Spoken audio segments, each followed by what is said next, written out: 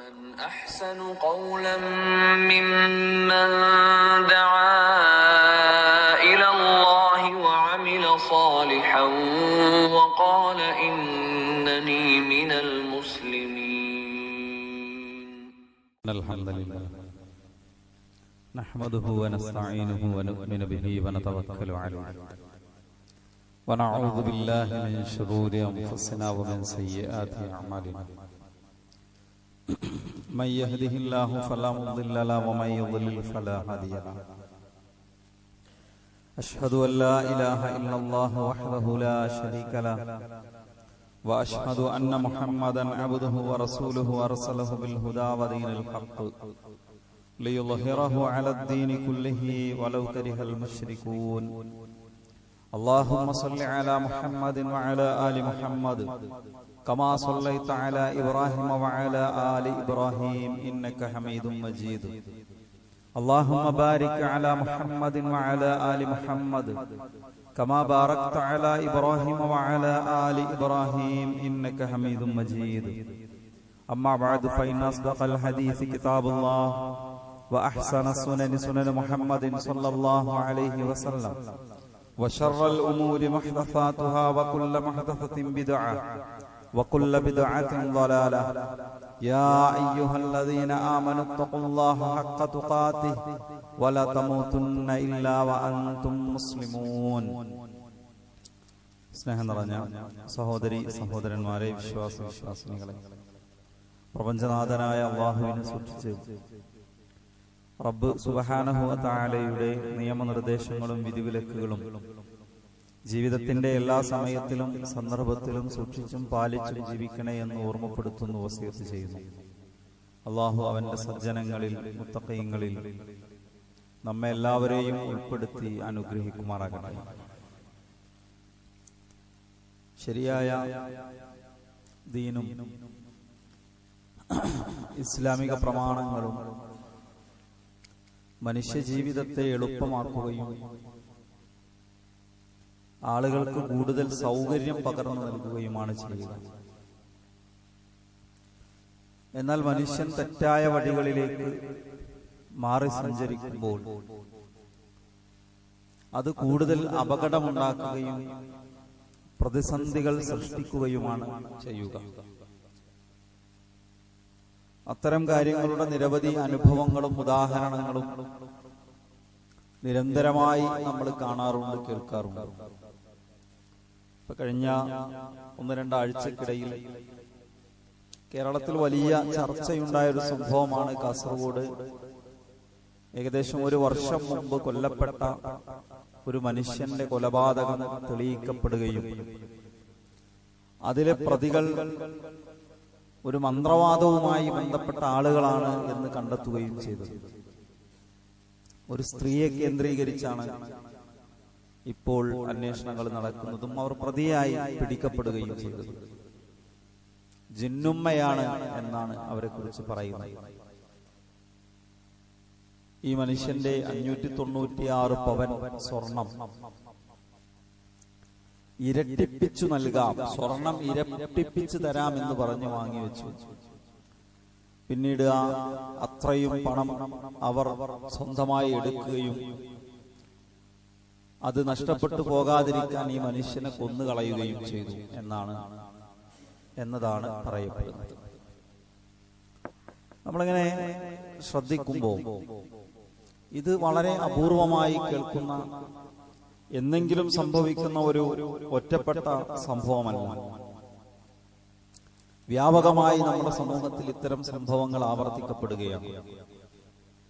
കേരളത്തിലും ഇന്ത്യ രാജ്യത്ത്, കേരളത്തിന് പുറത്തും ലോകത്ത് പലയിടത്തും ആത്മീയതയുടെ പേരു പറഞ്ഞ് ആളുകൾക്ക് മോഹനസുന്ദര വാഗ്ദാനങ്ങൾ നൽകി അവരുടെ പണം തട്ടിയെടുക്കുകയും കുടുംബം തകർക്കുകയും ലൈംഗികമായ ചൂഷണങ്ങളിലേക്ക് കൊണ്ടുപോവുകയും പലപ്പോഴും ആളുകളെ കൊന്നുകളയുകയും ചെയ്യുന്ന എത്രയോ സംഭവങ്ങൾ നമ്മുടെ രാജ്യത്തുണ്ട്. മുമ്പ് ഒരു ഗുർമീത് റാം റഹീം സിംഗ് എന്ന് പറയുന്ന ഒരാളെ അറസ്റ്റ് ചെയ്തു ഉത്തരേന്ത്യയിൽ നിന്ന്. അയാൾക്കെതിരെ വന്ന ലൈംഗിക ആരോപണങ്ങളുടെ അടിസ്ഥാനത്തിലാണ് കേസെടുത്ത് അറസ്റ്റ് ചെയ്തത്. കൊലപാതകങ്ങൾ ഉൾപ്പെടെയുള്ള സംഭവങ്ങൾ ഉണ്ടായി. ഒരു ആസാറാം ബാപ്പു എന്ന് പറയുന്ന ഒരു ചങ്ങാതിയെ ഇതുപോലെ ഒരു സിദ്ധനെ മുമ്പ് അറസ്റ്റ് ചെയ്യുണ്ടായി. അയാളുടെ ആശ്രമം 1000 ഏക്കറിൽ വിന്യസിച്ച് കിടക്കുന്നതാണ്. സ്വന്തമായ ഒരു സാമ്രാജ്യം പണിതിട്ടുണ്ട്. അതിനകത്ത് പറഞ്ഞാൽ അനുസരിക്കാൻ ധാരാളം പരിവാരങ്ങളും അയാളുടെ ഇംഗിതത്തിന് വഴങ്ങുന്ന ഒരുപാട് സ്ത്രീകളും വർഷങ്ങളോളം ജീവിക്കാൻ ആവശ്യമായ ധാന്യശേഖരങ്ങളും വലിയ സമ്പത്തും സ്വന്തമായ ഒരു സാമ്രാജ്യം കെട്ടിപ്പടുത്ത് അതിനകത്ത് ജീവിക്കുക. ആത്മീയാചാര്യനായി ആളുകളുടെ പ്രശ്നം തീർത്തു കൊടുക്കുമെന്ന ഓഫർ കൊടുത്ത് അതിനുള്ളിൽ കഴിഞ്ഞുകൂടാ. ഇങ്ങനെ 1ഉം 2ഉം ആളുകളല്ല, 30 കേസിൽ പ്രതിയായ ഒരാൾ 2014 ഇതുപോലെ ഉത്തരേന്ത്യയിൽ നിന്ന് പിടിക്കപ്പെട്ടു. 16-കാരിയായ തന്റെ ഒരു അനുയായിയെ മാനഭംഗപ്പെടുത്തിയതിന്റെ പേരിലാണ് 2013 മറ്റൊരാളെ അറസ്റ്റ് ചെയ്തത്. ഇങ്ങനെ ഒരുപാട് അറസ്റ്റുകൾ. ഒരു ഇതുപോലൊരു ആത്മീയ ദിവ്യത്വമുള്ള ആളെന്ന് വാദിച്ച് ജനങ്ങളെ തട്ടിപ്പ് നടത്തുന്ന ഒരാളെ അറസ്റ്റ് ചെയ്തപ്പോ ഉത്തരേന്ത്യയിലെ ഒരു സംസ്ഥാനത്തിലെ 5 ജില്ലകളിലാണ് പ്രതിഷേധങ്ങൾ നടന്നത്. അതിന്റെ ഭാഗമായി കൊലപാതകങ്ങളുണ്ടായി. പരാതി കൊടുത്ത ആളെ കൊല്ലുന്ന സാഹചര്യമുണ്ടായി. ചെറിയ നൂലും ഏലസും മുതൽ തട്ടിപ്പ് തുടങ്ങി കോടിക്കണക്കിന് രൂപയുടെ വലിയ രൂപത്തിലുള്ള തട്ടിപ്പുകളും കൊലപാതകങ്ങളും നടത്തുന്ന ആത്മീയ കേന്ദ്രങ്ങൾ നമുക്ക് ചുറ്റും ധാരാളമുണ്ട്. നമ്മളിവിടെ ഈ പട്ടാമ്പിയിൽ നിന്ന് സംസാരിക്കുമ്പോൾ ഇതിന്റെ ഒരു 10 കിലോമീറ്റർ ചുറ്റളവിൽ തന്നെ അങ്ങനത്തെ ആളുകളെ കാണാൻ പറ്റും. അറബ് മാന്ത്രികം, പിന്നെന്താ ഇങ്ങനത്തെ കുറെ പേരുകൾ പറഞ്ഞു. മുസ്ലിങ്ങളുടെ പേരിൽ അല്ലാത്തതിന്റെ പേരിലൊക്കെ ജനങ്ങളുടെ പണം തട്ടുകയും ലൈംഗിക ചൂഷണങ്ങൾക്ക് അത്തരം ചൂഷണങ്ങൾ നിർവഹിക്കുകയും കൊലപാതകത്തിലേക്ക് എത്തുകയും കുടുംബങ്ങൾ തകർക്കുകയും ഒക്കെ ചെയ്യുന്ന ആളുകളെ നമുക്ക് കാണാൻ കഴിയും. സാധാരണ മനുഷ്യരെ മാനസിക രോഗികളാക്കി മാറ്റുന്ന പലതരത്തിലുള്ള പ്രശ്നങ്ങൾ കാണാൻ പറ്റും. നോക്കൂ സഹോദരങ്ങളെ, എന്തുകൊണ്ടാണ് ഇത്രയധികം ഇത് ആവർത്തിക്കുന്നത്?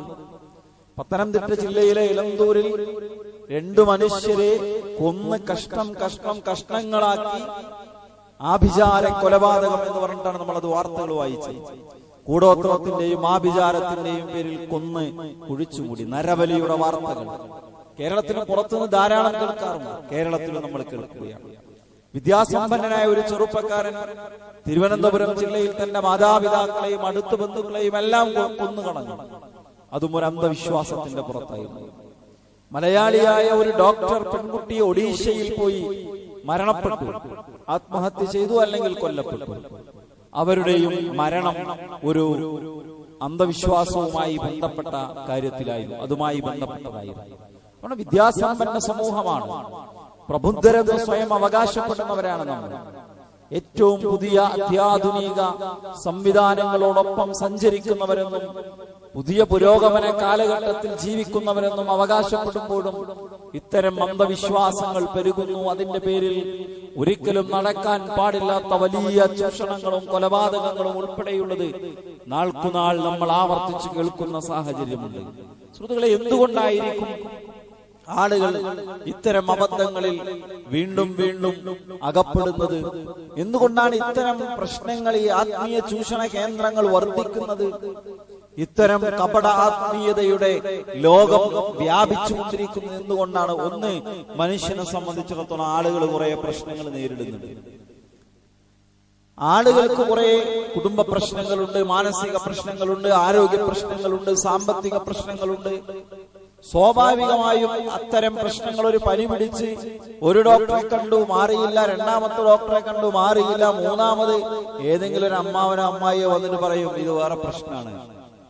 അപ്പൊ പിന്നെ ആളുകൾ നേരായ ചികിത്സയിലേക്കല്ല പോകുന്നത്, ഇത്തരം കേന്ദ്രങ്ങളെ അന്വേഷിച്ചു പോവുകയാണ്. മനസ്സ് അസ്വസ്ഥമാകുമ്പോ ആത്മീയമായ ഒരു ശക്തിയെ അഭയം തേടുക എന്നുള്ളത് മനുഷ്യന്റെ മനസ്സിന്റെ ഒരു തേട്ടമാണ്. അതുകൊണ്ട് മാനസികമായ പ്രശ്നങ്ങളും വ്യക്തിപരമായ പ്രശ്നങ്ങളും തീർക്കാൻ അവന്റെ മനസ്സ് തേടുന്ന ആത്മീയത അതിങ്ങനെ അന്വേഷിച്ചു പോകുമ്പോ ഇത്തരം തെറ്റായ ആത്മീയ കേന്ദ്രങ്ങളിലേക്ക് മനുഷ്യൻ എത്തിപ്പെടുന്നു എന്നതാണ് ഒരു പ്രധാന സംഗതി. ഞാനൊരു സ്ഥാപനത്തിൽ ഒരാളെ കണ്ടു. ഒരാളുമായി ബന്ധപ്പെട്ട ഒരു അനുഭവം പറയണ്ടേ. ഒരു വലിയ ഗവൺമെന്റ് സ്ഥാപനമാണ്. സ്വാഭാവികമായും അതിലെ ജോലിക്കാരെല്ലാം വിദ്യാസമ്പന്നരായ ആളുകളായിരിക്കും. അപ്പൊ ആ സ്ഥാപനത്തിലെ ഒരാൾക്കൊരു അപകടം സംഭവിച്ചു. അടുത്ത ആഴ്ച വേറൊരാൾക്കൊരു ആക്സിഡന്റ് സംഭവിച്ചു. അടുത്ത ആഴ്ച വേറെ ആൾക്കൊരു പ്രശ്നമുണ്ടായി. അപ്പൊ ഒരാൾ മറ്റൊരാളോട് പറയണേ, ഇവിടെ എന്തോ ഒരു ദോഷം. ഡിഗ്രിയും PGയും ഒക്കെ കഴിഞ്ഞ് ഭയങ്കര ഭൗതിക വിദ്യാഭ്യാസ സമ്പത്തുണ്ടെന്ന് വിദ്യാസമ്പന്നരാണെന്ന് അവകാശപ്പെടുന്ന ആളുകൾ പറയണേ, ഇവിടെ എന്തോ ഒരു ദോഷമുണ്ടാകുന്ന ആ ദോഷം തീർക്കാതെ ഈ പ്രശ്നം പരിഹരിക്കപ്പെടുകയില്ല. ഒരു ഭാഗത്ത് നമ്മൾ വിജ്ഞാനത്തിന്റെ നെറുകയിലെത്തുമ്പോഴും മറുവശത്ത് നമ്മുടെ വിശ്വാസം ചെളിക്കുണ്ടിലാണ്, മാലിന്യ കൂമ്പാരത്തിലാണ്, കുപ്പത്തൊട്ടിയിലാണ്. അവിടെ നിന്ന് ഉയരാൻ നമുക്ക് സാധിക്കുന്നില്ല എന്നുള്ളതാണ്. നമ്മളത് ഒരു പ്രശ്നമുണ്ടാകുമ്പോ ആത്മീയ പരിഹാരം തേടി മനുഷ്യർ പോകുന്നത് പലപ്പോഴും തെറ്റായ വഴിയിലേക്കാണ്. അതുകൊണ്ട് തന്നെ ഇത്തരം ആത്മീയ കേന്ദ്രങ്ങൾ വളരുന്നു. ആളുകൾ വീണ്ടും വീണ്ടും ചൂഷണം ചെയ്യപ്പെടുന്നു. രണ്ടാമത്തത്, മനുഷ്യന്റെ ആർത്തി എത്ര കിട്ടിയാലും തീരില്ല.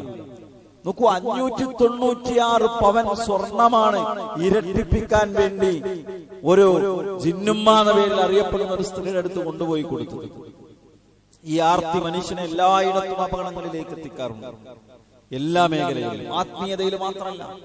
നോക്കൂ, കേരളത്തിൽ മുമ്പ് ഒരു സ്കൂളിലെ 44 അധ്യാപകരാണ് മൾട്ടി ലെവൽ മാർക്കറ്റിംഗിൽ അകപ്പെട്ട് അവർ വലിയ നഷ്ടം സംഭവിച്ചത്. അല്ലെ, ഒരാള് രണ്ടാളെ ചേർക്കണം, അവര് പിന്നെ രണ്ടാളെ ചേർക്കണം.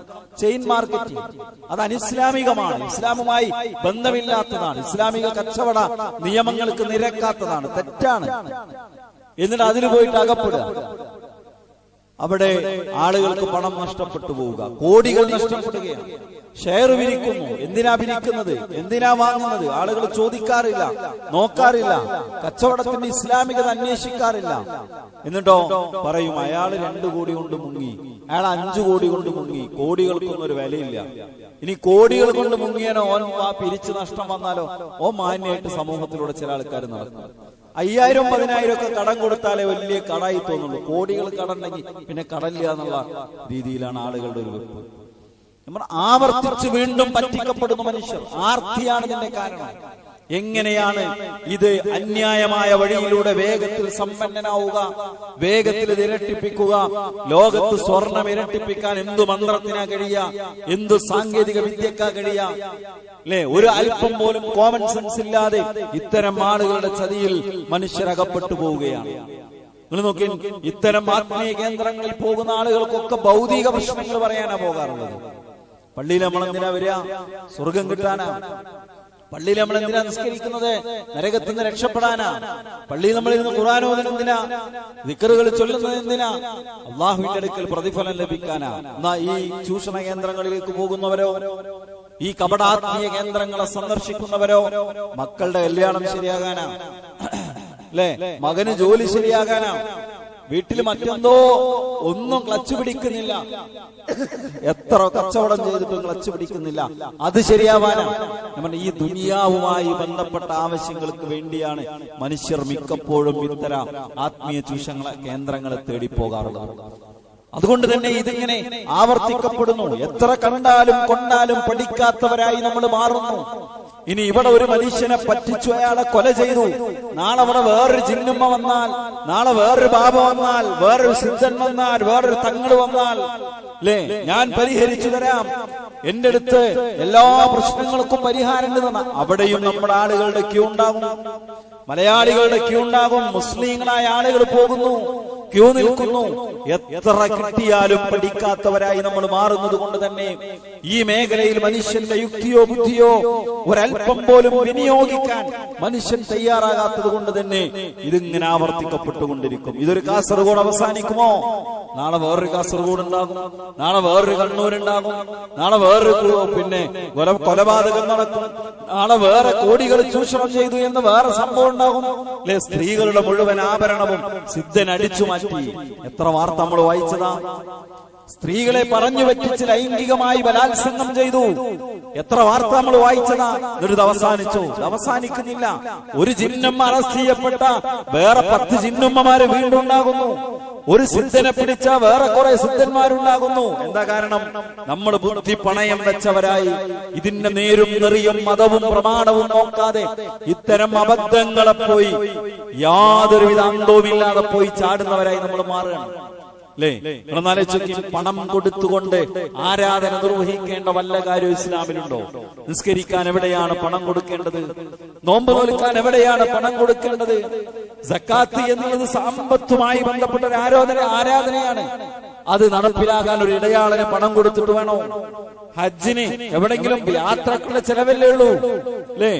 മക്കയിൽ ഒരു നേർച്ച കുത്തി വെച്ചാൽ അവിടെ പിരിയുന്ന പണം എത്രയായിരിക്കും? പണം എന്നുള്ളത് ആരാധനയ്ക്ക് ആവശ്യമില്ല. ഈ ചൂഷണ കേന്ദ്രങ്ങളോ അവർക്ക് വേണ്ടത് പണമാണ്. അതുകൊണ്ട് സ്വർണം മടിച്ചു മാറ്റും, പണം മടിച്ചു മാറ്റും, അതിന് വിധേയരല്ലാത്ത ആളുകളെ കൊന്നുകളയും, സ്ത്രീകളുടെ മാനം കവർന്നെടുക്കും. അതാണ് ഇവിടെ ആവർത്തിച്ച് നടന്നുകൊണ്ടിരിക്കുന്നത്. സഹോദരങ്ങളെ, നമ്മൾ മനസ്സിലാക്കേണ്ടത് ഏത് മതത്തിന്റെ പേരിൽ വന്നാലും ഇത്തരം ആത്മീയ ചൂഷണ കേന്ദ്രങ്ങൾക്കൊന്നും മനുഷ്യന് സമാധാനം നൽകാൻ കഴിയില്ല, മനുഷ്യന്റെ പ്രശ്നങ്ങൾ പരിഹരിക്കാൻ കഴിയില്ല. ഈ ആളുകൾക്കൊന്നും ഒരു ദിവ്യശക്തിയോ കഴിവോ ഇല്ല എന്നുള്ളതാണ് ഇസ്ലാം പഠിപ്പിക്കുന്നത്. യഥാർത്ഥ സമാധാനം മനുഷ്യൻ എവിടെ നിന്നാണ് കിട്ടുക? അല്ലേ? അല്ലദീന ആമനൂ വതത്മഇന്നു ഖുലൂബുഹും ബിദിക്രില്ലാഹ് അലാ ബിദിക്രില്ലാഹി തത്മഇന്നുൽ ഖുലൂബ്. അല്ലാഹുവിനെ കുറിച്ചുള്ള ഓർമ്മ കൊണ്ടാണ് ഒരു മനുഷ്യന്റെ മനസ്സിന് സമാധാനം ഉണ്ടാവുക. നിസ്കാരം നിലനിർത്തുന്നവന് സമാധാനം ഉണ്ടാകും, ഖുർആൻ ഓതുന്നവന് സമാധാനം ഉണ്ടാകും, ദിക്റുകൾ ഉരുവിടുന്നവന് സമാധാനം ഉണ്ടാകും. അവന്റെ വിശ്വാസം കൂടി ശിർക്ക് കലരാത്തതാകണമെന്ന് മാത്രം. അല്ലേ? അല്ലദീന ആമനൂ വലം യൽബസൂ ഈമാനഹും ബിളുൽം. വിശ്വസിക്കുകയും വിശ്വാസത്തിൽ അക്രമം കലർത്താതിരിക്കുകയും ശിർക്ക് കലർത്താതിരിക്കുകയും ചെയ്യുന്ന ആളുകളെ സംബന്ധിച്ചിടത്തോളം ഉലൈക ലഹുമുൽ അംൻ, അവർക്കാണ് നിർഭയത്വമുള്ളത്. ആരെയും പേടിക്കാതെ ഒരു സിദ്ധനെയും ഒരു ആത്മീയ കേന്ദ്രത്തെയും ഒരു ജിന്നുമ്മയെയും ഒരു ബാബനെയും ഒരു സിദ്ധനെയും ഭയപ്പെടാതെ സധൈര്യം ജീവിക്കാൻ സാധിക്കുന്നത് നിഷ്കളങ്കമായ തൗഹീദ് അനുസരിച്ച് ലാ ഇലാഹ ഇല്ലല്ലാഹ് ഉൾക്കൊണ്ടുകൊണ്ട് അല്ലാഹുവിൽ തവക്കുൽ ചെയ്ത് പടച്ചവനെ മാത്രം ഭയപ്പെട്ട് ജീവിക്കുന്ന ആൾക്ക് ഒരു പേടി ഉണ്ടാവില്ല, ആരെയും ഒരു പേടി ഉണ്ടാവില്ല. അല്ലാത്തവർക്കോ കുറ്റിച്ചൂലിനെ പേടിയാണ്, അല്ലാത്തവർക്കോ കാലിക്കുടത്ത ഭയമാണ്, അല്ലാത്തവർക്കോ കരിമ്പൂച്ചയെ പേടിയാണ്, അല്ലാത്തവർക്കോ ഒറ്റമേനനെ പേടിയാണ്, അല്ലാത്തവർക്കോ വിധവയായ സ്ത്രീ ഭയമാണ്. വീട്ടിൽ നിന്ന് പേഴ്സ് മറന്നു വെച്ച് ഭാര്യ വിളിച്ചാൽ തിരിച്ചു വിളിക്കല്ലേ എന്ന് പറയും. സ്വന്തം ഭാര്യയുടെ സ്നേഹത്തോടു കൂടിയുള്ള വിളിയെപ്പോലും ഭയപ്പെടുന്ന ഭീരുക്കളായി നമ്മൾ മാറുന്നു. എന്തുകൊണ്ടാ? വിശ്വാസത്തിന് ശിർക്ക് വരുന്നോണ്ടാ. അല്ലേ? ഈമാൻ കാര്യങ്ങളിൽ ആറാമത്തെ എന്താ? ഖൈറും ശർറും അല്ലാഹുവിൽ നിന്നാണ്. 6 പ്രധാനപ്പെട്ട അടിസ്ഥാന ഈമാനിൽപ്പെട്ടതാണ്. ഖൈറും ശർറും അല്ലാഹുവിൽ നിന്നാണ്. കരിമ്പൂച്ചക്ക് തന്റെ ജീവിതത്തെ സ്വാധീനിക്കാൻ കഴിയില്ല. 2 രൂപയുടെ നൂലിൽ മന്ത്രിച്ച് 7 കെട്ടുകെട്ടി കയ്യിലിട്ടാൽ അത് തന്റെ ജീവിതത്തിലേക്ക് ഖൈറോ ശർറോ കൊണ്ടുവരില്ല. അത് മുഅ്മിനിന്റെ വിശ്വാസമല്ല. ഈമാൻ കാര്യങ്ങളെന്ന 1-ാം ക്ലാസ്സിൽ മദ്രസയിൽ എണ്ണിപ്പടിച്ച ഈമാൻ കാര്യങ്ങൾ പഠിച്ച ഒരു മനുഷ്യന്റെ വിശ്വാസമല്ല. ഉമ്മറത്ത് വെച്ച കാലിക്കുടമോ കുറ്റിച്ചൂലോ പിന്നിൽ നിന്ന് ഭാര്യയുടെ വിളിയോ ഏതെങ്കിലും ഒരു പക്ഷിയുടെ കരച്ചിലോ മനുഷ്യ ജീവിതത്തിൽ ഒരു നിലക്കും ഇടപെടുകയില്ല എന്ന് വിശ്വസിക്കുമ്പോഴാണ് ഒരു മുഅ്മിൻ മുഅ്മിനാകുന്നത്, അവന്റെ ഈമാൻ ശരിയാകുന്നത്, അവന്റെ അഖീദ ശരിയാകുന്നത്.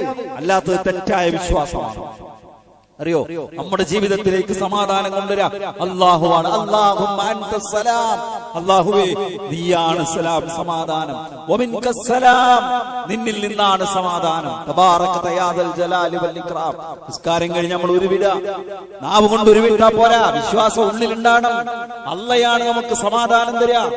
മനസ്സിൽ പ്രയാസമാണോ, കുടുംബത്തിൽ പ്രശ്നമാണോ, പടച്ചോനോടാ പറയേണ്ടത്, ഭൗതികമായ പരിഹാരം തേടുന്നതോടൊപ്പം. അതുകൊണ്ട് സഹോദരങ്ങളെ, എല്ലാ പ്രശ്നങ്ങളും ജീവിതത്തിൽ നിന്ന് മാറിക്കിട്ടുമെന്നല്ല, ജീവിതത്തിൽ ഒരിക്കലും പ്രശ്നങ്ങൾ തീരൂല. പ്രശ്നങ്ങൾ ഉണ്ടാകുമ്പോഴും ഒരാൾക്ക് സമാധാനത്തോടെ ജീവിക്കാൻ കഴിയും എന്നതാണ് മുസ്ലിമിന്റെ പ്രത്യേകത. ജീവിതത്തിൽ ഒരു പ്രതിസന്ധി ഇല്ലാത്ത മനുഷ്യന്മാരുണ്ടാവില്ല. കാരണം ഇതൊരു പരീക്ഷണമാണ്. പരീക്ഷ ഹാളിൽ ഇരിക്കുന്ന ഒരു കുട്ടിക്ക് ചോദ്യ പേപ്പർ കൊടുത്തപ്പോ കുട്ടി പറയണേ, എനിക്ക് ഈ ചോദ്യ പേപ്പറൊക്കെ തന്ന ഞാൻ ആകെ ബുദ്ധിമുട്ടാണ്. പരീക്ഷ ഹാൾക്ക് കയറണം എന്തിനാ? ചോദ്യ പേപ്പർ കിട്ടാനും ഉത്തരം എഴുതാനാണ്. ഭൂമിയിലേക്ക് അല്ലാഹു നമ്മളെ പറഞ്ഞയച്ചതിനാ സുഹൃത്തുക്കളെ. അല്ലദീ ഖലഖൽ മൗത വൽ ഹയാത ലിയബ്ലുവക്കും, നിങ്ങളെ പരീക്ഷിക്കാനാ. ഇവിടെ പനി ഉണ്ടാകും, ഇവിടെ ദാരിദ്ര്യമുണ്ടാകും, ഇവിടെ ക്യാൻസർ ബാധിക്കും, ഇവിടെ കിഡ്നി രോഗിയാകും, ഇവിടെ മാരകമായ രോഗങ്ങൾ നമ്മളെ കടന്നു പിടിക്കും, ഇവിടെ കുടുംബ പ്രശ്നങ്ങൾ ഉണ്ടാകും, ഇവിടെ സാമൂഹ്യ പ്രശ്നങ്ങൾ ഉണ്ടാകും. അജബൽ അംറിൽ മുഅ്മിൻ, ഒരു വിശ്വാസിയുടെ കാര്യം എത്ര അത്ഭുതകരമാണ്. ഇദാ അസ്വാബതുഹു സറാഹു ശകറ, സന്തോഷങ്ങൾ ഉണ്ടാകുമ്പോ അവൻ അല്ലാഹുവിന് നന്ദി പറയും. വഇദാ അസ്വാബതുഹു ദറാഹു സ്വബറ ഫകാന ഖൈറൻ ലഹു, അവൻക്ക് പ്രയാസങ്ങൾ ഉണ്ടാവും, അവൻ ക്ഷമിക്കും.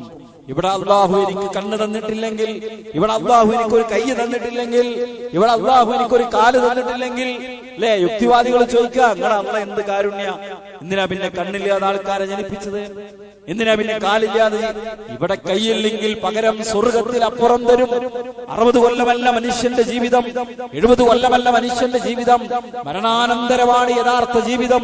ഇവിടെ രോഗമുള്ളവന് സന്തോഷിക്കുകയാണ്. ഒരു മുസ്ലിമിനെ സംബന്ധിച്ചിടത്തോളം ശരീരത്തെ വേദന കാർന്നു തിന്നുന്ന ഒരു രോഗവുമായി ജീവിക്കുന്ന മനുഷ്യന്റെ ഉള്ളിൽ സന്തോഷമാണ്. എന്താ? ഈ വേദനയുടെ ഓരോ നിമിഷവും കാരണം എന്റെ പാപങ്ങൾ പുറത്തു തരിക, എനിക്ക് നാളെ പരലോകത്ത് കൂലി കിട്ടുക, അല്ലാഹു എന്നെ സ്വർഗത്തിലേക്ക് കൊണ്ടുപോവുകയാണ്. നമ്മളത് പ്രശ്നങ്ങളില്ലാതിരിക്കുക എന്നതല്ല, പ്രശ്നങ്ങളെ എങ്ങനെ നോക്കിക്കാണുന്നു എന്നതാണ് സമാധാനം. ഒരു വിശ്വാസിയെ സംബന്ധിച്ചിടത്തോളം എന്ത് പ്രശ്നമുണ്ടെങ്കിലും അവൻ അതിൽ ക്ഷമിക്കുന്നു, അതിന്റെ പ്രതിഫലം പ്രതീക്ഷിക്കുന്നു, അതവൻക്ക് പരലോകത്ത് ഗുണമാകുന്നു. അവന്റെ പാപങ്ങൾ അതുകൊണ്ട് പുറത്തു കിട്ടുന്നു, അള്ളാഹു അതുകൊണ്ട് സ്വർഗത്തിലേക്ക് കൊണ്ടുപോകുന്നു. അതുകൊണ്ട് തന്നെ ശരിയായ പരലോക വിശ്വാസമുള്ള, ശരിയായ അള്ളാഹുവിൽ വിശ്വസിക്കുന്ന ഒരു മനുഷ്യനെ സംബന്ധിച്ചിടത്തോളം അവനക്ക് എപ്പോഴും സമാധാനമുണ്ടാകും. ദോഷം തടയാനോ ഗുണമുണ്ടാക്കാനോ അള്ളാഹു അല്ലാത്ത ഒരാൾക്കും കഴിയുകയില്ല എന്നതാണ് പ്രവാചകൻ സല്ലല്ലാഹു അലൈഹി വസല്ലം നമ്മളെ പഠിപ്പിച്ചത്. അല്ലാഹുവേ നീ നൽകിയത് തടയാൻ ആർക്കും കഴിയില്ല. അല്ലാഹുവേ നീ തടഞ്ഞത് നൽകാൻ വേറൊരാൾക്കും സാധ്യമല്ല.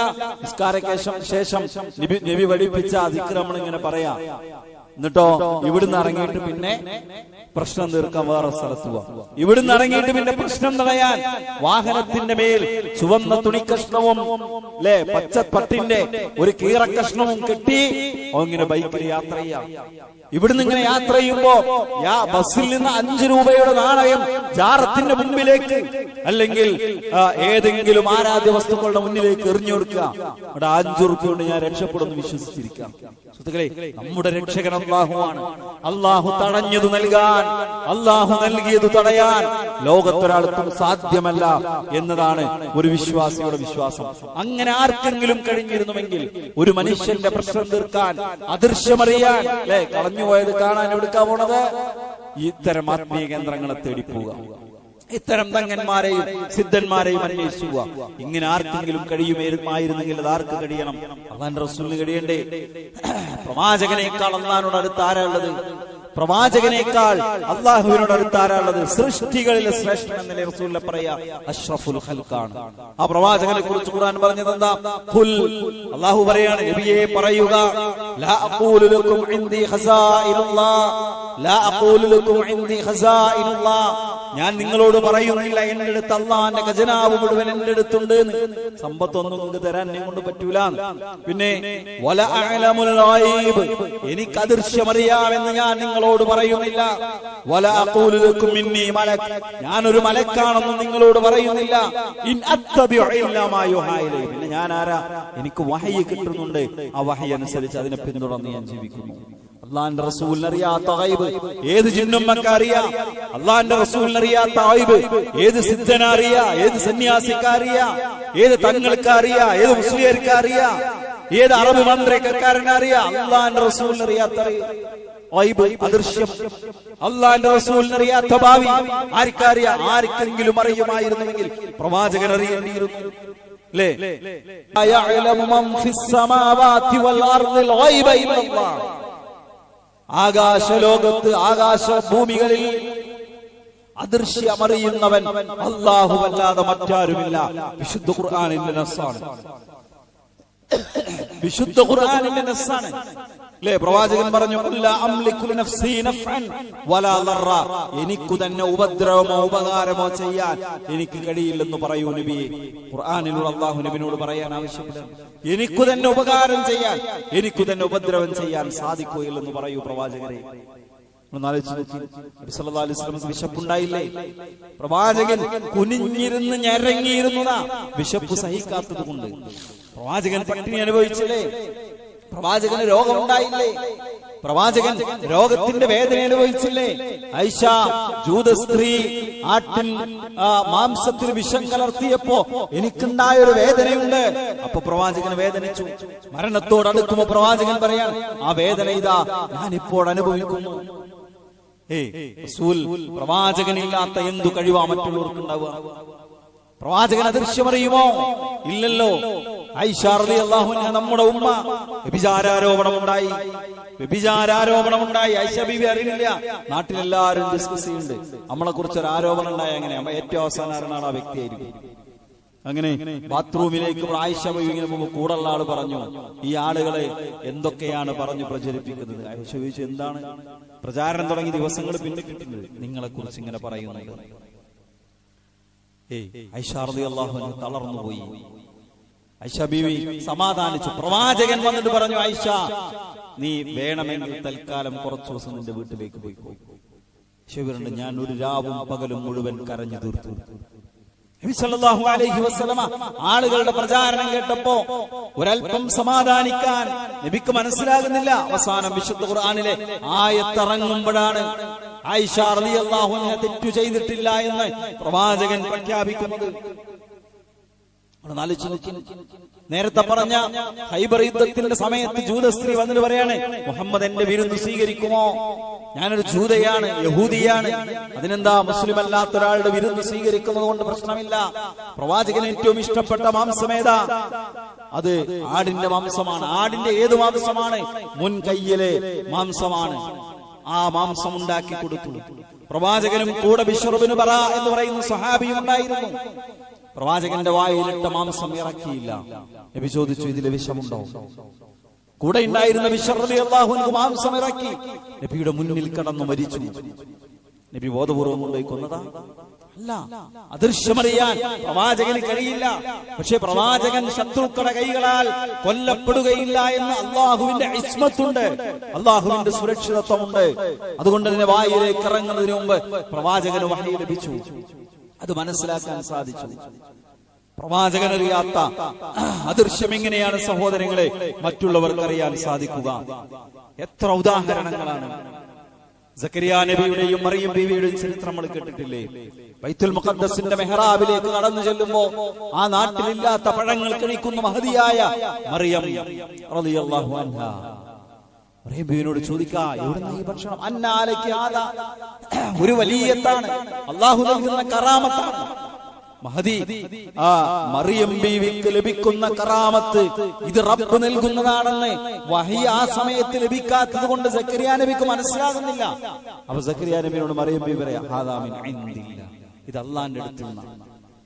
മൂസാ നബിയും ഖദർ നബിയും നടത്തിയ യാത്ര സൂറത്തുൽ കൗഫിൽ പഠിപ്പിക്കുന്നുണ്ട്. അല്ലേ? മൂസാ നബിയോട് ചോദിച്ചു, മൂസേ, ആർക്കാണ് മൂസാ നബിയുടെ ഏറ്റവും ഇൽമുള്ളത്? ബനൂ ഇസ്രായേലിൽ ഞാനല്ലേ നബി, എനിക്കാണ്.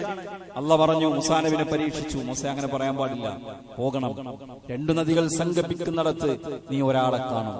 അങ്ങനെയാണ് ഖദർ അലൈഹി ഇസ്ലാമിനെ ഖുർആനിൽ ഖദർ നബിയുടെ പേര് പറഞ്ഞിട്ടില്ല, പക്ഷെ ഖദർ നബിയുടെ ആ സംഭവം വിശദീകരിക്കുന്നുണ്ട്. ഇമാം ബുഖാരി ദീർഘമായ ഹദീസ് വിശദീകരിച്ച് പഠിപ്പിക്കുന്നു. ഖദർ അലൈഹി ഇസ്ലാമയും മൂസാ നബിയും നടന്നു. അവൾ പറഞ്ഞു, എന്റെ കൂടെ പോരാ, പക്ഷെ ഞാൻ ചെയ്യുന്നതിനെ ചോദ്യം ചെയ്യാൻ പാടില്ല. ചരിത്രം അറിയാം. ഒരു കപ്പലിൽ കയറി, നല്ല മനോഹരമായ പുതിയ കപ്പൽ. ഖദർ അലൈഹി ഇസ്ലാം അതിനൊരു ദ്വാരമുണ്ടാക്കി, കുറച്ച് കേടുപാടുകൾ വരുത്തി. മൂസാ നബി ദേഷ്യപ്പെട്ടു, എന്തിനാ നമ്മളെ സഹായിച്ചവരുടെ കപ്പൽ കേടുവരുത്തിയത്? ഖദർ പറഞ്ഞു, നമ്മൾ തമ്മിലുള്ള കരാർ ലംഘിച്ചു, ഞാൻ ചെയ്യുന്നതിനെ ചോദ്യം ചെയ്യാൻ പാടില്ല, നിങ്ങൾ പോണം. അവ പറഞ്ഞു, ഇപ്പോഴത്തേക്ക് എന്നെ ക്ഷമിക്കും. കുറച്ചു കഴിഞ്ഞു ഒരു ഗ്രാമത്തിലെത്തി അവരോട് വിരുന്നുകാരാണ്, യാത്രക്കാർക്ക് നാട്ടുകാർ അതിഥികളായി സ്വീകരിക്കണം. ഹോട്ടലിലല്ലോ ഭക്ഷണം കിട്ടണമെങ്കിൽ നാട്ടുകാർ അതിഥികളായി സ്വീകരിച്ചില്ല. അവിടെ പൊളിഞ്ഞു വീഴാറായ ഒരു മതിലുണ്ട്, ആ മതിൽ നന്നാക്കി കൊടുത്തു. ഇങ്ങനെ 2-3 സംഭവങ്ങൾ. അവസാനം 3ാമത്തെ കാര്യവും ചെയ്തപ്പോ ഒരു കുട്ടിയെ കൊലപാതകം കൊന്നുകളഞ്ഞു അലൈഹിസ്സലാം. 3ഉം ചെയ്തപ്പോ 3നെയും ചോദ്യം ചെയ്തു മൂസ അലൈഹിസ്സലാം. ഇനി നമുക്ക് ഇവിടുന്ന് പിരിയാം. ഖദർ അലൈഹിസ്സലാം ഓരോന്നും ഇങ്ങനെ പറഞ്ഞു കൊടുത്തു. കപ്പൽ കേടരുത്തിയില്ലേ, ഇതിനെന്നറിയോ, നല്ല കപ്പൽ, അവർ പാവങ്ങളാണ്, നല്ല കപ്പൽ കണ്ടാൽ അവർ പോകുന്ന വഴിക്ക് ഒരു രാജാവ് അത് പിടിച്ചെടുക്കും. ചെറിയ കേടുപാടുകൾ വരുത്തിയ രാജാവ് പിടിക്കാതെ അവർക്ക് കിട്ടും. ഇങ്ങനെ ഖദർ അലൈഹിസ്സലാമിന് കിട്ടിയത് വഹയിലൂടെ അള്ളാഹ് പഠിപ്പിച്ചു കൊടുത്തു. മൂസാ നബിക്ക് അറിയാതിരുന്നത് നബിയായിട്ടും അപ്പൊ വഹയി കൊടുത്തിട്ടില്ല. എപ്പോഴാണോ വഹയിലൂടെ അറിയിക്കണം അപ്പോഴേ അവർക്ക് മനസ്സിലാക്കാൻ കഴിയുള്ളൂ. അല്ലേ? എന്തിനാ മതില് നന്നാക്കി കൊടുത്തത്? അതിന്റെ താഴെ ഒരു നിധിയുണ്ട്. ആ മാതാപിതാക്കൾക്ക് 2 അനാഥകളുടേതാണത്. അവർ വളർന്ന് വലുതായിട്ടേ അവിടുന്ന് പുറത്തു വരാൻ പാടുള്ളൂ. അതുകൊണ്ടാ ഞാൻ പറഞ്ഞത്, മൂസാ അലൈഹിസ്സലാത്തു വസ്സലാമക്ക് ഗൈബ് അറിയുന്നില്ല. അപ്പോ വഹയി കിട്ടുന്ന പ്രവാചകനെ അറിയുന്നുള്ളൂ. പിന്നെ എങ്ങനെയാണ് സുഹൃത്തുക്കളെ നമ്മുടെ നാട്ടിലെ ഈ ജിന്നുമ്മമാർക്കും ഈ സിദ്ധന്മാർക്കും ഈ പറയുന്ന ആളുകൾക്കെല്ലാം ഇത്തരത്തിലുള്ള കഴിവും അറിവും ഉണ്ടെന്ന് പറയുക? ഇത് ശുദ്ധമായ ചൂഷണമാണ്. ഇതൊരിക്കലും ഒരു വിശ്വാസിയെ സംബന്ധിച്ചിടത്തോളം അതിലേക്ക് അടുത്തു പോകാൻ പാടില്ലാത്ത ഇസ്ലാമിക വിരുദ്ധമായ ചികിത്സകളും ആത്മീയ രീതികളുമാണ്. അതിനെ കൈയൊഴിയാനും അത് വിട്ടുനിൽക്കാനും നമ്മളെല്ലാവരും ശ്രമിക്കേണ്ടതുണ്ട്. അല്ലാഹു അനുഗ്രഹിക്കുമാറാകട്ടെ.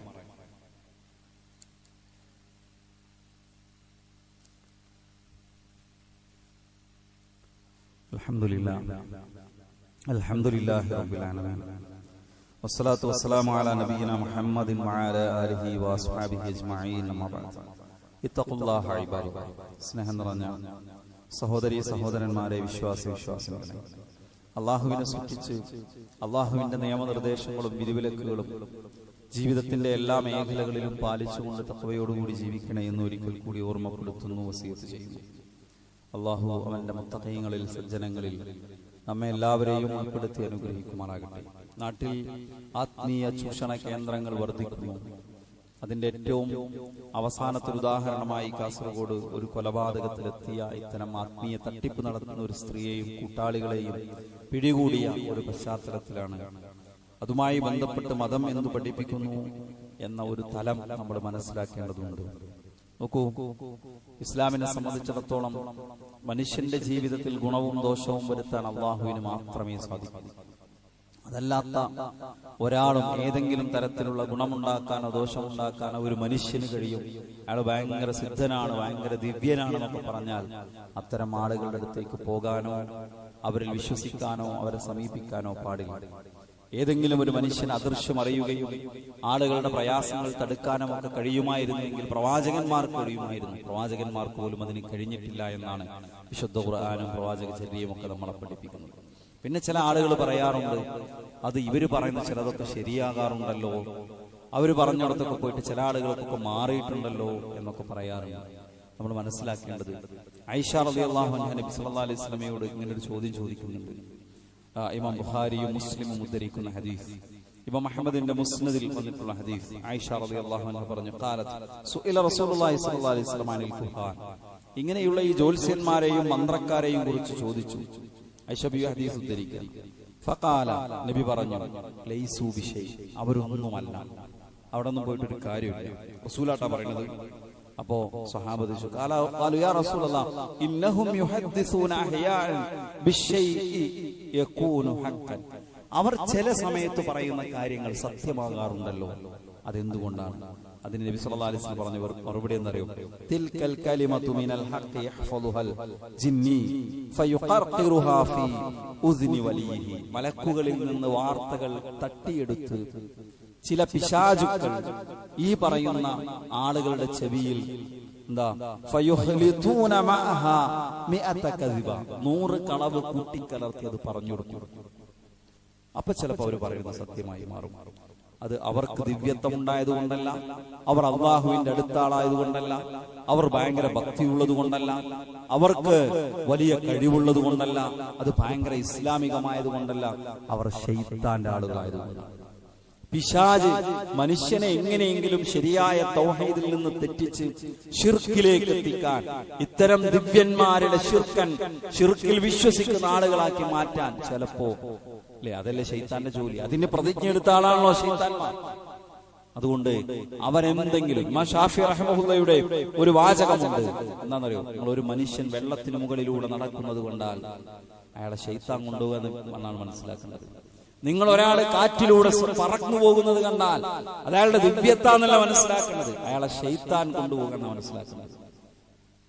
ഒരിക്കലും ഒരു പ്രവാചകൻ, വലിയ കറാമത്തുണ്ട്, പ്രവാചകന്മാർക്ക് മുഅ്ജിസത്തുണ്ട്. അവര് ആ കറാമത്തും മുഅ്ജിസത്തും വെച്ച് കച്ചവടം ചെയ്യലും ആൾക്കാരെല്ലാ പ്രശ്നങ്ങളും തീർക്കാന്ന് വാഗ്ദാനം ചെയ്യുന്നവരുമല്ല.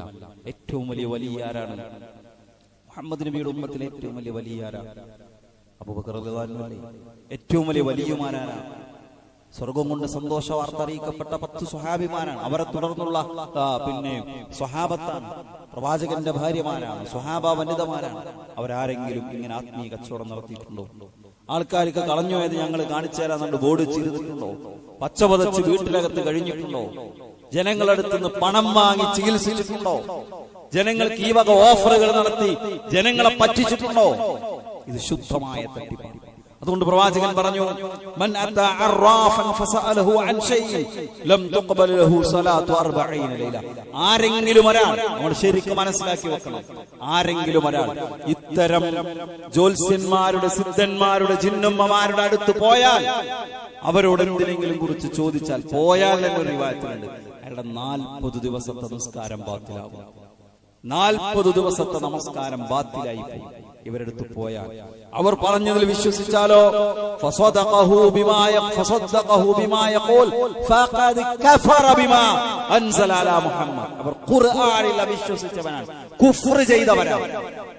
സുഹൃത്തുക്കളെ, കുട്ടിയോട് അസുഖം മാറുന്നില്ലെങ്കിൽ ചില ആൾക്കാർ ചേരായ അൽവാസികൾ വരും, നമുക്ക് സംഭവങ്ങൾ ഡോക്ടറെ അടുത്തൊക്കെ പോയിക്കോളി, മറ്റോടത്തും കൂടി ഒന്ന് പോയോക്കാന്ന് പറഞ്ഞിട്ട് വരും കേട്ടോ, മറ്റോടത്തും കൂടി ഒന്ന് പോയോക്കാന്ന് പറഞ്ഞിട്ട് വരും. ഇസ്ലാമിൽ അനുവദിച്ചൊരു മന്ത്രമുണ്ട്, മന്ത്രവാദാണ് ഇസ്ലാമിലില്ലാത്ത, വേറൊരു വിഷയം പിന്നീട് പറയാം. എന്താ? ആയത്തുൽ കുർസി ഊതി കൊടുക്കാം, നമുക്ക് സ്വയം ഊതാം, അല്ലേ? ഓതിയിട്ട് ശരീരത്തിലേക്ക് ഊതാം, കയ്യിലൂതി മേത്ത് തടവാം. നബിക്ക് മരണാസന്നനായി കിടക്കുമ്പോൾ ആയിഷ ബീവി ഊതിക്കൊടുത്തു, നബിയുടെ കയ്യിലൂതി തടവി കൊടുത്തു. ഇത് മതം അനുവദിക്കുന്ന ഒരു മന്ത്രമാണ്, അത് തർക്കില്ല. രോഗിയുടെ അടുത്ത് പോയ നബി ശരീരത്തിൽ കൈവച്ച് അല്ലാഹുമ്മ റബ്ബൻ നാസ് പ്രാർത്ഥിക്കാറുണ്ട്. ഇത് മതം അനുവദിച്ച മന്ത്രമാണ്. എന്നാൽ അതോടൊപ്പം നിങ്ങൾക്ക് രോഗമുണ്ടായാൽ നിങ്ങൾ ചികിത്സയും. അതല്ലാത്ത ആത്മീയ കേന്ദ്രങ്ങളിലേക്ക് പോകുന്നത് കുഫ്റിലേക്ക് നമ്മളെ എത്തിക്കും. അവർ പറഞ്ഞതനുസരിച്ചൊരു തകിട് കുഴിച്ചിട്ടാൽ, അവർ പറഞ്ഞതനുസരിച്ചൊരു ഏലസ് കിട്ടിയാൽ, അവർ ആവശ്യപ്പെട്ടതനുസരിച്ചൊരു നൂല് കെട്ടിയാൽ, കഫറ അലാ മാ അൻസല മുഹമ്മദ് ബിമാ ഉൻസില അലാ മുഹമ്മദ്, മുഹമ്മദ് നബിക്ക് ഇറക്കിയതിൽ ഖുർആനിൽ അവർ അവിശ്വസിച്ചു, കുഫ്ർ ചെയ്തു. അതുകൊണ്ട് സുഹൃത്തുക്കളെ, രോഗം കൊണ്ട്, പ്രയാസം കൊണ്ട്, ദാരിദ്ര്യം കൊണ്ട് ഈ ദുനിയാവിൽ നരകിച്ചു ജീവിക്കേണ്ടി വന്നാലും സ്വർഗം നഷ്ടപ്പെടുന്ന ആത്മീയ കേന്ദ്രങ്ങളിലേക്ക് പോകുകയില്ല എന്ന ഉറച്ച പ്രതിജ്ഞ എടുക്കേണ്ടവരാണ് വിശ്വാസികൾ. അല്ലാഹു ആ നിലയ്ക്ക് ജീവിക്കാൻ നമുക്കെല്ലാവർക്കും തൗഫീഖ് നൽകി അനുഗ്രഹിക്കുമാറാകട്ടെ. നമ്മിൽ നിന്ന് വന്നുപോയ എല്ലാ തെറ്റുകുറ്റങ്ങളും പാപങ്ങളും അല്ലാഹു നമുക്ക് പുറത്തു തരുമാറാകട്ടെ. പ്രാർത്ഥന കൊണ്ട് വസിയ്യത്ത് ചെയ്ത ധാരാളം ആളുകളുണ്ട്. നമ്മുടെ ഒരു സഹോദരൻ കഴിഞ്ഞ ഒരാഴ്ചയായി ഗൾഫിൽ പെട്ടെന്ന് ഷുഗറും പ്രഷറൊക്കെ ഡൗണായി കോമയിൽ കഴിയുകയാണ്, വെന്റിലേറ്റർ കഴിയുകയാണ്. മറ്റൊരു സഹോദരൻ നമ്മുടെ പള്ളിയിൽ സ്ഥിരം വരാറുള്ള ഒരാൾ ക്യാൻസർ ബാധിച്ച് ഹോസ്പിറ്റലിലാണ്. വേറെ ഒരാൾ രാവിലെ ഒരു മെസ്സേജ് അയച്ചു, അദ്ദേഹത്തിന്റെ സഹോദരന് വേണ്ടി കുറച്ച് അപകടകരമായ അവസ്ഥയിലാണെന്നുണ്ട്. അള്ളാഹു എല്ലാവർക്കും വേഗത്തിലുള്ള രോഗശമനം നൽകി അനുഗ്രഹിക്കുമാറാകട്ടെ. അവർക്കെല്ലാം പൂർണ്ണാരോഗ്യത്തോടുകൂടി നമ്മിലേക്ക് തിരിച്ചു വരാൻ അല്ലാഹു സുബ്ഹാനഹു വ തആല അവരെല്ലാവരെയും അനുഗ്രഹിക്കുമാറാകട്ടെ. നമ്മിൽ നിന്ന് വന്നുപോയ എല്ലാ തെറ്റുകുറ്റങ്ങളും അല്ലാഹു പുറത്തു തരുമാറാകട്ടെ. അല്ലാഹുമ്മ ഗ്ഫിർ ലിൽ മുഅ്മിനീന വൽ മുഅ്മിനാത്ത് വൽ മുസ്ലിമീന വൽ മുസ്ലിമാത്ത് അൽ അഹ്യാഇ മിൻഹും വൽ അംവാത് ഇന്നക മുജീബുദ് ദഅവാതി യാ ഖാദിയൽ ഹജാത്. അല്ലാഹുമ്മ അജിർനാ മിനൻ നാർ, അല്ലാഹുമ്മ അജിർനാ മിനൻ നാർ, അല്ലാഹുമ്മ അജിർനാ മിനൻ നാർ വദ്ഖിൽനൽ ജന്നത യാ റബ്ബൽ ആലമീൻ. അല്ലാഹുമ്മ അഇസ്സൽ ഇസ്ലാമ വൽ മുസ്ലിമീൻ വഅദിൽ الشرك والمشركين ربنا آتنا في الدنيا حسنة وفي الآخرة حسنة وقنا عذاب النار ربنا تقبل منا إنك أنت السميع العليم وتب علينا إنك أنت التواب الرحيم اللهم صل على محمد وعلى آله وصحبه وسلم والحمد لله رب العالمين.